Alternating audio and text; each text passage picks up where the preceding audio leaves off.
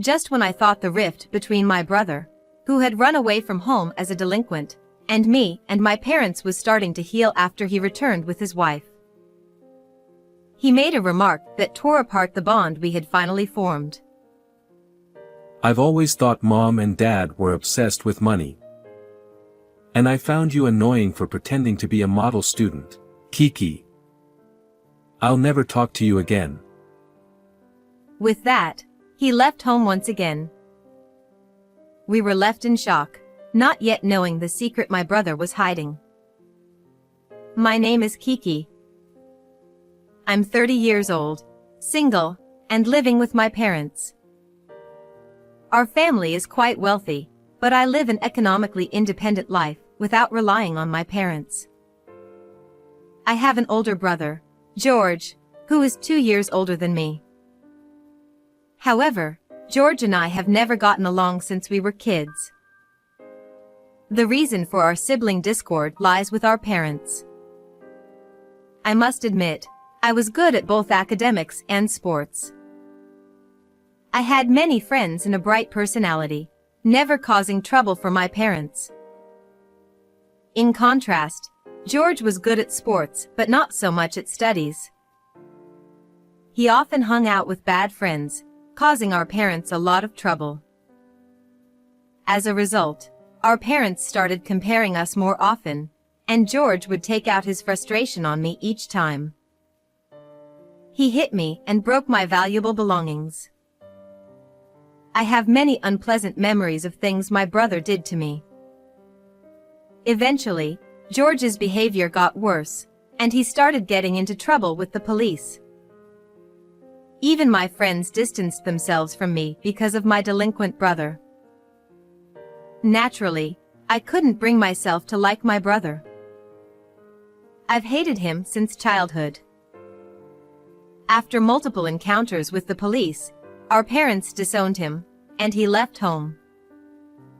Over a decade has passed since then. I often wondered how he was doing, hoping he wasn't getting into trouble. My routine changed when he suddenly returned home with a woman. It happened out of the blue. One weekend, the intercom rang, and I answered the door to find George standing there with a beautiful woman. Oh, George. Kiki, I'm back. Are Mom and Dad here? Speaking in a much calmer tone than I remembered, I replied, "They are." When I told our parents that George was back, Dad said, "Come in for now," allowing George to cross our threshold after a long time. I apologize for all the trouble I caused. I must have been a burden to Mom, Dad, and you, Kiki. I am truly sorry. Our parents, who had been worn out by George's actions, glanced at each other and nodded with a gentle expression. We regret comparing you and Kiki. We're sorry for that. I know you had a hard time too, George. We should have been more considerate. I'm sorry. Hearing our parents apologize, George's tense expression softened into one of relief. If Mom and Dad forgive you, I have no reason not to. Thank you. He then introduced the woman sitting quietly beside him. This is my wife, Sadie. Nice to meet you. I'm Sadie. I look forward to getting along with you. Sadie's elegant bow surprised us. Brother, you got married. Yes, recently. I'm working a proper job now as an employee at an auto repair shop. Assuming Sadie was just his girlfriend, I was surprised to learn they were married. But knowing that my troublesome brother had settled down, started a family, and was working properly brought more relief than anything. Our parents seemed to feel the same, and Mom said, George, you've really grown up. Dad nodded with a smile. Seeing our parents, George seemed determined. I wanted to apologize and also discuss something. Sadie and I talked, and we want to live with you to take care of you in your old age. We came to ask for your permission to do that. As a way to make up for the past, please let us. Our parents, surprised, discussed briefly before accepting George's proposal with smiles. We'd be happy if you feel that way, George. Come visit anytime from now on. Our parents' words made George smile, and our reunion ended peacefully. After that, Mom brought out tea and snacks, and we all enjoyed tea together before parting ways. Sadie, with her warm personality, quickly became close to me, and soon we were shopping together on weekends. It's like having a real sister, Sadie said joyfully. Having lost her parents at a young age, Sadie was alone in the world. So I, though her sister-in-law, treated her like my real sister. Even though I forgave my brother, the long-standing rift between us didn't disappear overnight. For a while, our conversations were awkward, but with Sadie's bright and kind nature, we slowly began to talk more calmly. It felt like the tension between us was easing, but 6 months later, George suddenly said something that changed everything. Forget about living together. I won't take care of you in your old age. One evening after work, George came alone and said this, leaving us confused. Our relationship with him had been improving. We couldn't understand why he suddenly wanted to undo that. What happened, George? Is something wrong? She asked gently, trying to calm him, but George stood up and shouted. Don't push the care of old people onto me. I've always thought you were obsessed with money. All you care about is making money. Use your money to take care of yourselves. Our parents were shocked into silence by his outburst. Unable to stay silent, I said, Brother, what's wrong? There's no need to say such horrible things. At that, George glared at me. Shut up. You're always acting like a model student. I'm never talking to you again. He declared, and stormed out of the house. We were bewildered by his sudden guilty. Wondering what had happened to him, we asked Sadie, but she only shook her head, equally puzzled. We never found out the reason for George's sudden change of heart. However, since we had grown close to Sadie, we often had tea and meals with her, without George knowing. Dad even said, I'd rather cut ties with George and adopt Sadie. Then came the shocking news. George had passed away due to an illness. Sadie informed us that he had been feeling unwell for a month, and a hospital visit revealed advanced stomach cancer. By the time it was discovered, it was too late for treatment. Our parents questioned why Sadie hadn't told us for a month. Sadie tearfully explained, George didn't want to burden the family. I'm really sorry for keeping it a secret. Her tears made it impossible to pursue the matter further. Following local customs, the wake and funeral were held at our home. When the monk arrived to chant the sutras, he glanced around the house. He looked startled when his gaze fixed on a certain spot, but then began chanting as if nothing had happened. After the chanting, Sadie took over greeting the guests, as our parents were too grief-stricken. When I was still sitting in shock after my brother suddenly disappeared, a monk approached and began speaking softly to me and my parents. This might be hard to believe, but I can hear the voice of the deceased. I can hear your brother's voice. Huh? My parents and I were stunned by the monk's unexpected statement. Of course, neither my parents nor I could hear my deceased brother's voice. However, The monk pointed to the living room chair my brother used to love and said, "He is still sitting in that chair, watching over the family." Though skeptical, we decided to listen to what the monk had to say. According to the monk, my brother was asking us to check his closet. After the monk left and Sadie had also withdrawn, my parents and I searched the closet in my brother's room, which had been left untouched since he went away. Among the old items, we found a relatively new cardboard box. Inside was a notebook that seemed to have been used until recently. The contents of the notebook, which was a diary written up to a month ago, shocked both my parents and me. It revealed that Sadie was having an affair with a young guy and had accumulated a large amount of debt to support him. As we struggled to believe what we were reading, some papers fell from between the pages of the notebook. They were copies of Sadie's bank account records and debt collection notices. According to the diary, my brother had been aware of something wrong with his body even before he collapsed and was hospitalized a month ago. I was startled as I read those words. Wasn't it about a month ago when my brother said he didn't want to move in together anymore? Maybe one of the reasons he came to the house was to hide this box in the closet? My parents seemed to realize this too. My brother had noticed Sadie's betrayal. However, he had hidden it from us until his death to avoid causing us to worry or trouble due to his illness.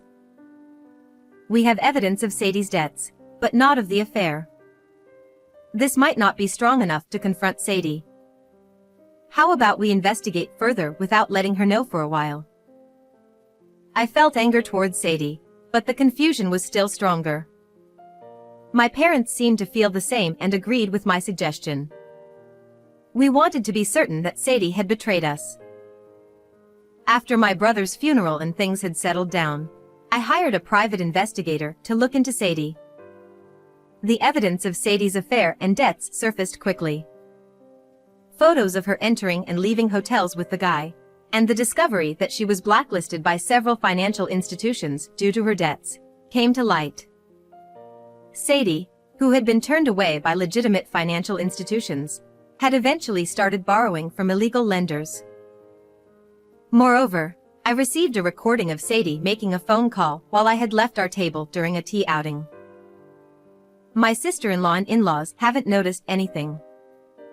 It's so helpful that they're so oblivious. That family is rich, so once I control them, it's all mine. Hearing this shocked me. According to the investigator, the person on the other end was likely the guy. Sadie's intentions were now clear. From the beginning, she had aimed to ingratiate herself with us to eventually seize our assets by gaining mental control over us. My brother's diary revealed that he had realized Sadie's true nature after marrying her. But by then, Sadie had already ingratiated herself with my parents and me, and my brother felt that his words would carry little weight. To protect us from Sadie, he had deliberately acted in ways that made us dislike him. My brother had planned to divorce Sadie, but he collapsed and was hospitalized before he could follow through. Even during his hospitalization, Sadie kept the affair and debts hidden from us to prevent her plan from being discovered. Neither my parents nor I could forgive Sadie. We copied the diary and related documents left by my brother and called Sadie to the house. Thinking she was invited as usual, Sadie entered our house with a smile. "Hello." But when she noticed our glares, she hesitated. "What's going on?" My father told her to sit down, and Sadie complied. I spread out the copy documents on the table. "What is the meaning of this? It seems you were having an affair with a guy while my brother was alive. And you were secretly borrowing money from suspicious sources. Did you approach my brother just to get our money? Is that right?" Sadie looked down as I pointed to each piece of evidence and questioned her. I expected her to either show remorse or make excuses, but instead, she burst into unexpected laughter. Ha ha ha. So I've been found out. What a nuisance that George left such a diary. This ruins my plans. Who would take care of old people like you if not for money? Seeing Sadie's true nature for the first time, my parents and I were speechless. Sadie continued with a vile smile. I haven't committed any crimes. George is gone, and you can't claim any compensation.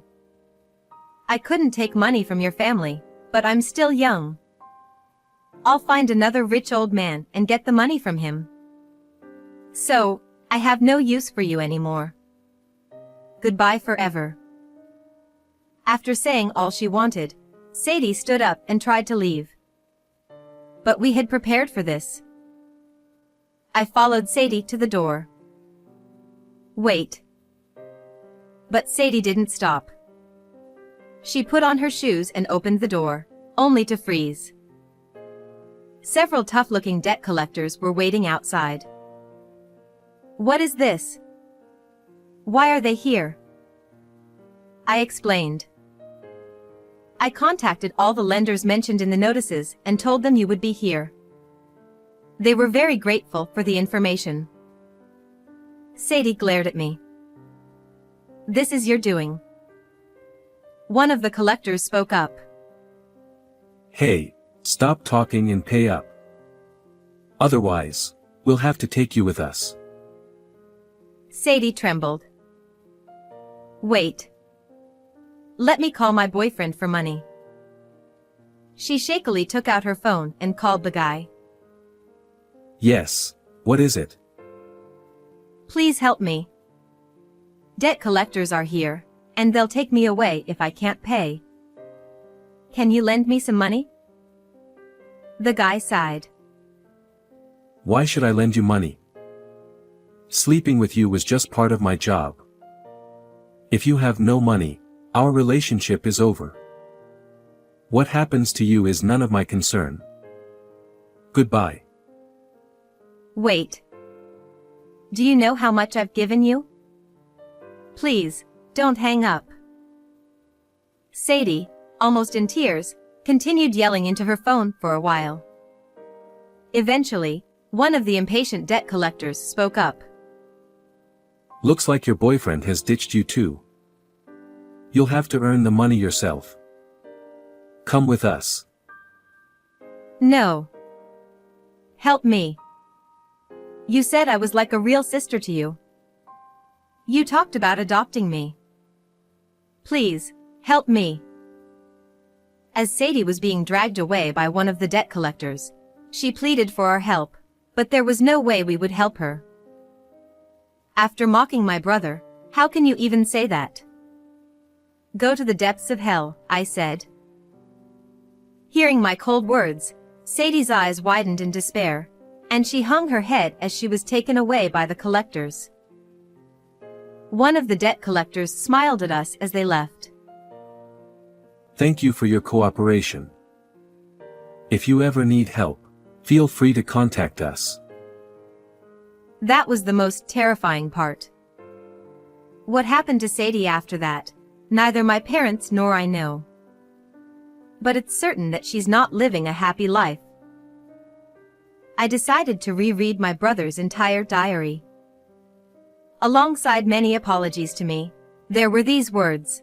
I might have been a burden to Kiki, but Kiki was a source of pride for me. I pray for Kiki's happiness in the future. These words must have been my brother's true feelings, hidden beneath his unsentimental exterior.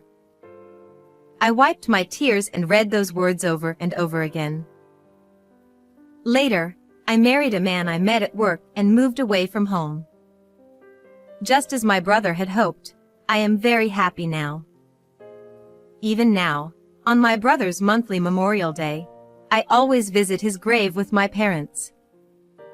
We talk to his grave, trying to make up for the time we couldn't spend together while he was alive.